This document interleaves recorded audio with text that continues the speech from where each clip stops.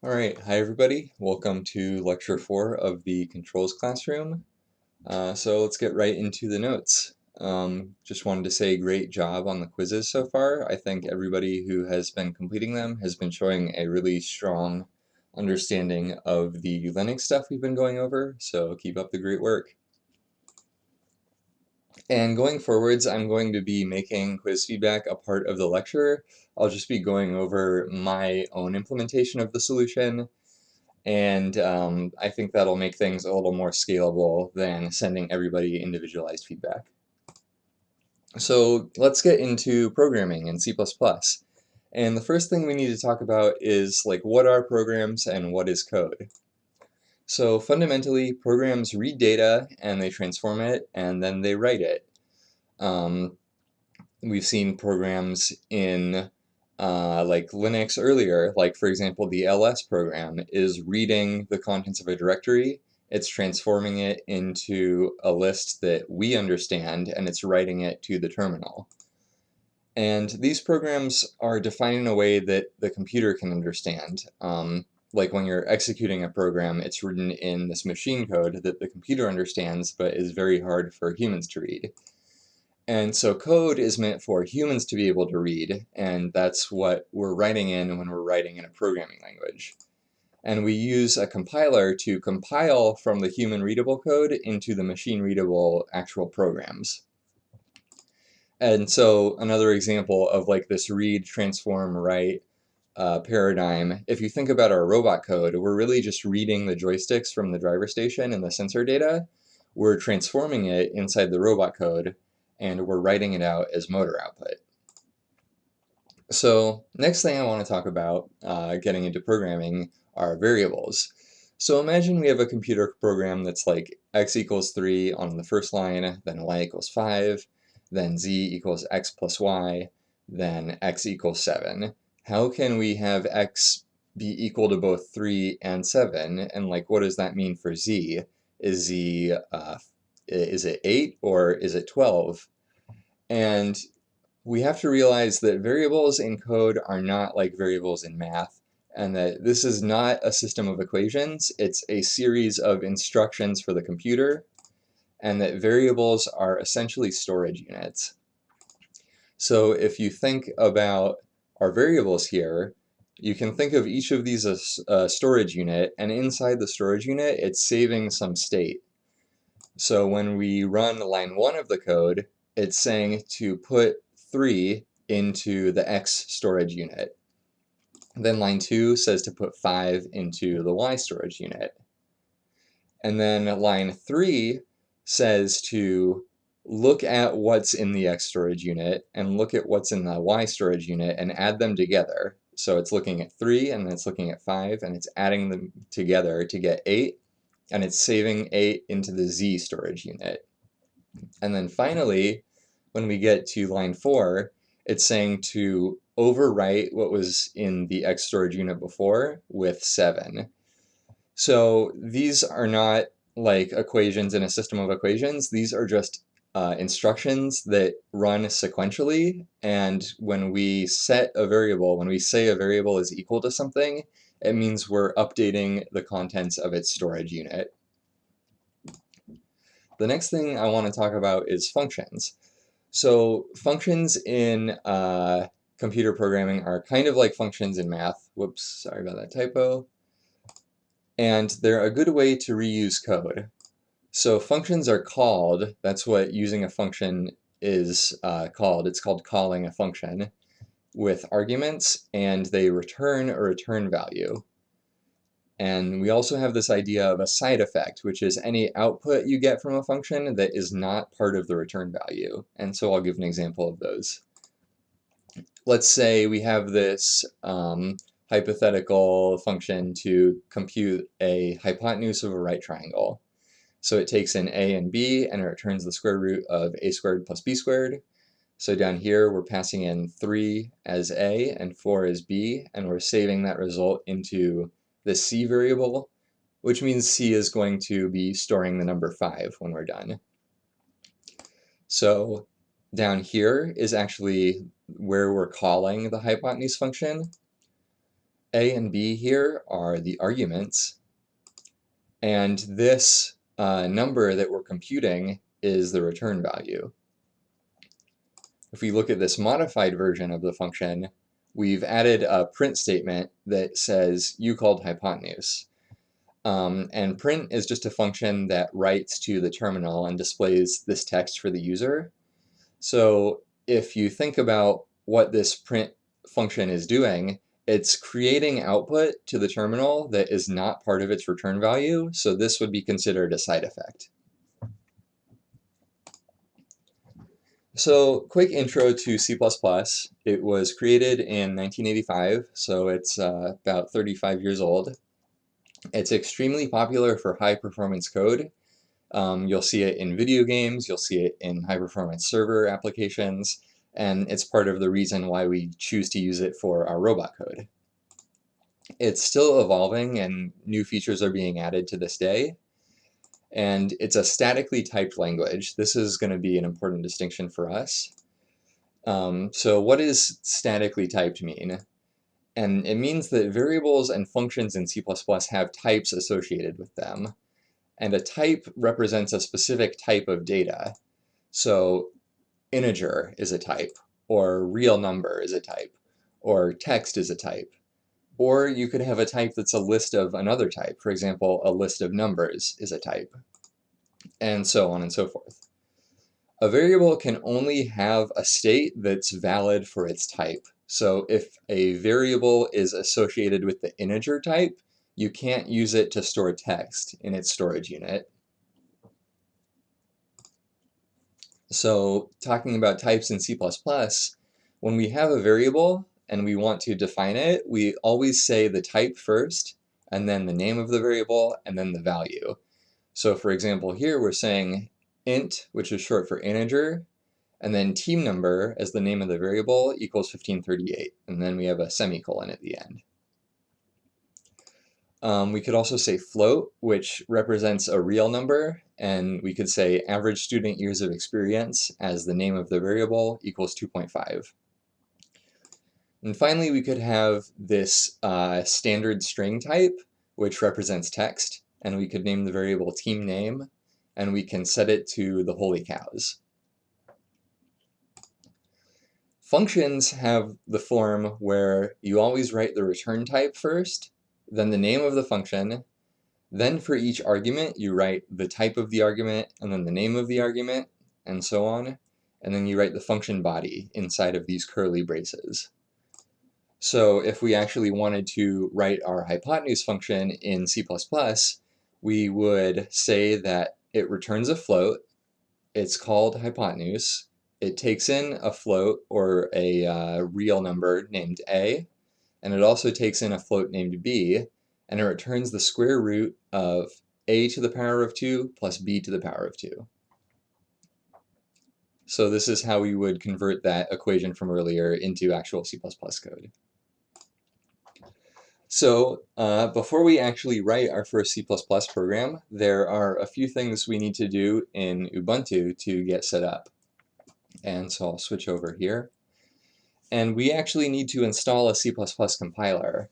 So we're going to run this command called sudo apt update, and then we're going to type in ampersand sudo apt install -y, and then build-essential.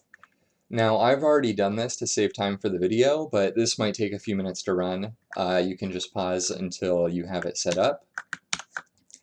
Another thing that we need to do is I'm going to be installing Visual Studio Code and using it to actually write C++ in for these tutorials. We could use Nano or another program in the terminal, but this will make things a little bit easier. And so what I'm going to do is I'm actually going to run explorer.exe and then dot for the current directory within Ubuntu. And this will actually open a window showing the contents of our Ubuntu file system here, like in the Windows Explorer. and I'll make a directory inside named C++, and if I refresh this, the C++ directory is there now, and I can actually go in here and go open with code to open this in VS Code.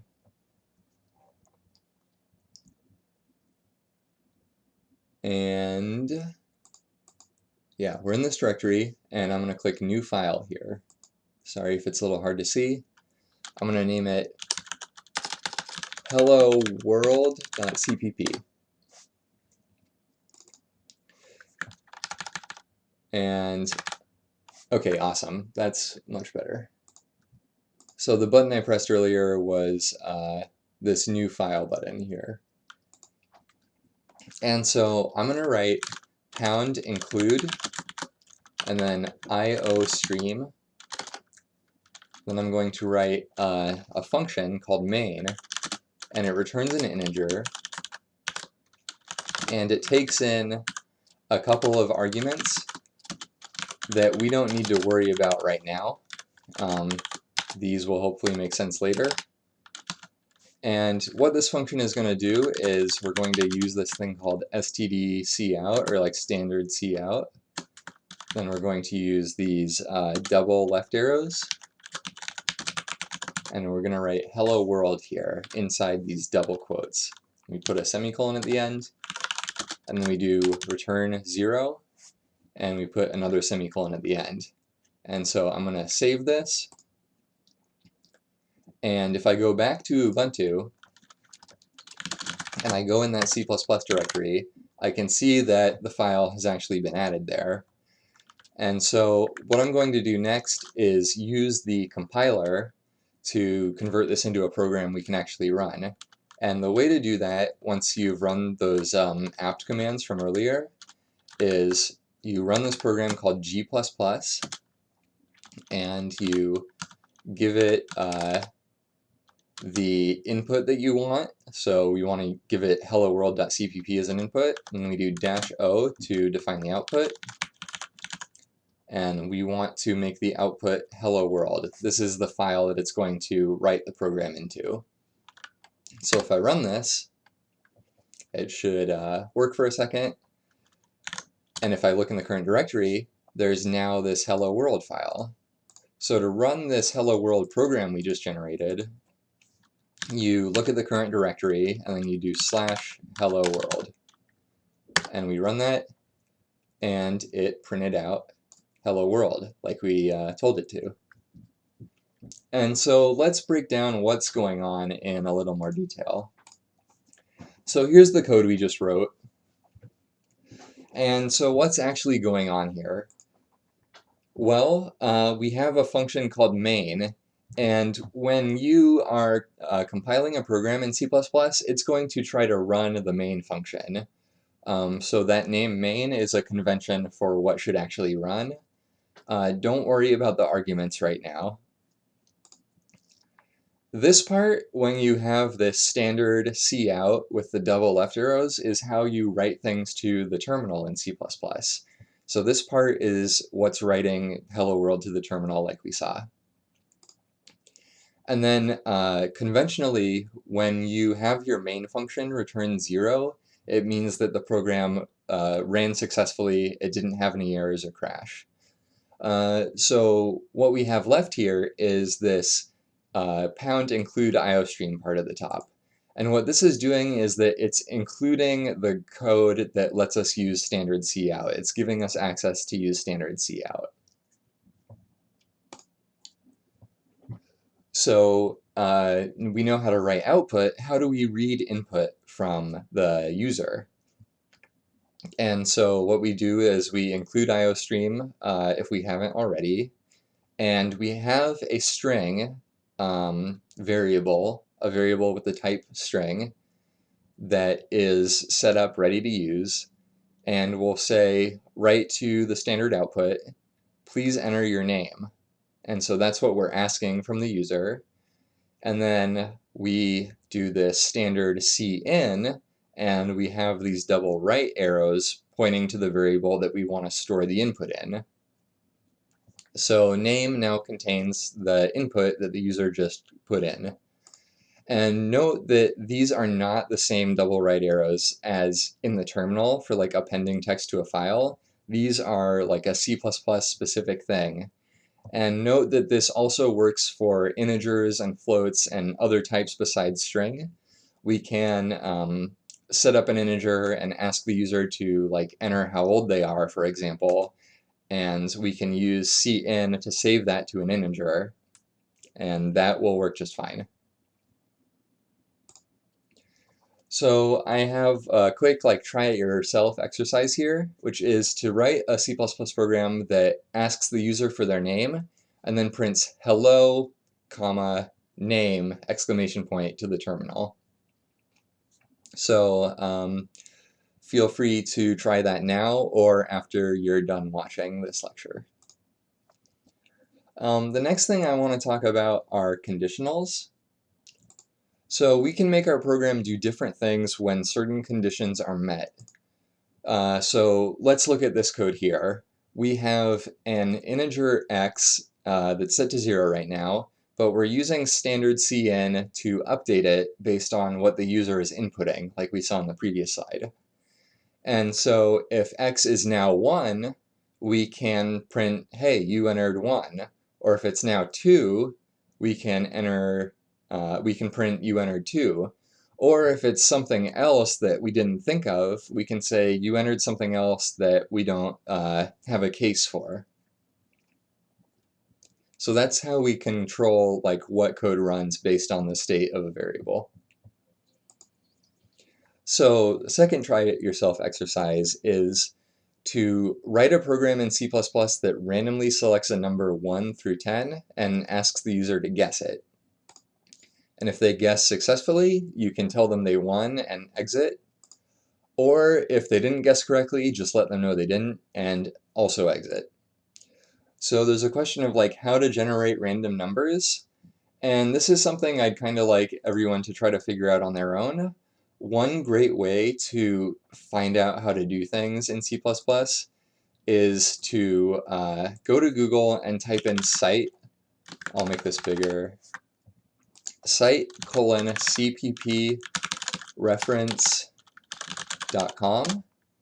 And so this will make it so that your search only searches this website, which is a really great C++ reference.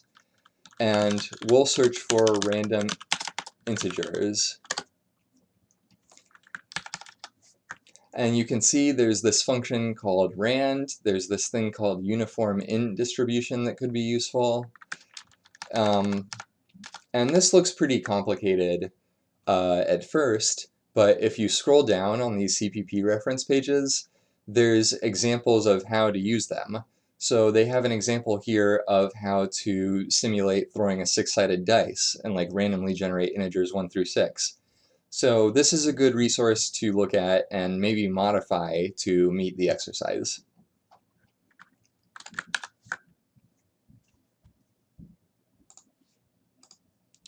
And I have one more try it yourself exercise for C++ this week, which is to create a simple calculator program.